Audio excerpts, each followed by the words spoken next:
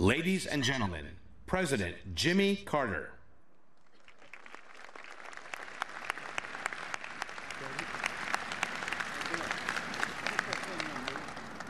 Well, it's a great honor for me to be here today, and it reminds me of my favorite cartoon in a New Yorker magazine.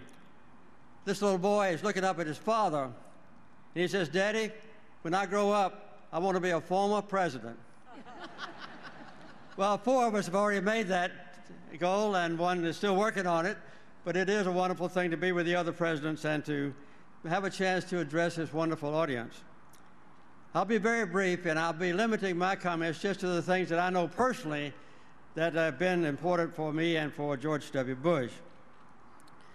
In 2000, as some of you may remember, there was a disputed election for several weeks. And finally, when President Bush became president, they had the inauguration in Washington on schedule. And I think my wife and I were the only 2 volunteer Democrats on the platform. And George and Laura afterwards came up and thanked us for coming. And so he said, "Now, if there's anything I can ever do for you, let me know," which was a mistake he made. I said, "Mr. President, the Carter Center has programs in 35 countries in the world, and the worst problem now is a war going on between North and South Sudan. And millions of people have been killed, and I'd like for you to help us have a peace agreement there." And in a weak moment, he said, "I'll do it." And I said, "When can I meet your Secretary of State and your National Security Advisor?" He said, "Well, I haven't even chosen them yet, but give us 3 weeks." So 3 weeks later, I came up and met with Colin Powell and Condoleezza Rice, and President Bush kept his promise. He appointed a distinguished senator from Missouri, John Danforth, and a great general from Kenya named Sumbewo. And in January of 2005, there was a peace treaty between North and South Sudan that ended a war that had been going for 21 years.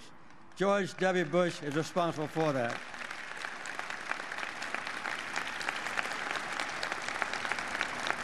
And that was the first of his great contributions to the countries in Africa. As has already been mentioned briefly here, he increased the development assistance to Africa from the time he went in office until he left from $1.4 billion to more than $9 billion.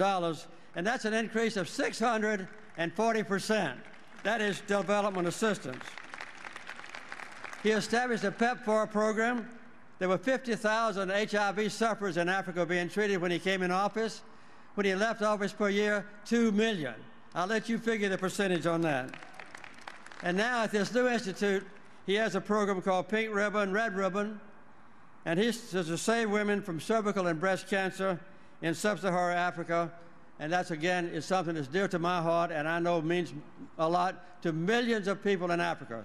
So, Mr. President, let me say that I'm filled with admiration for you and deep gratitude for you about the great contributions you've made to the most needy people on earth. Thank you very much. Thank you, buddy. Very thoughtful. Thank you. I'm very proud of you. Thank you.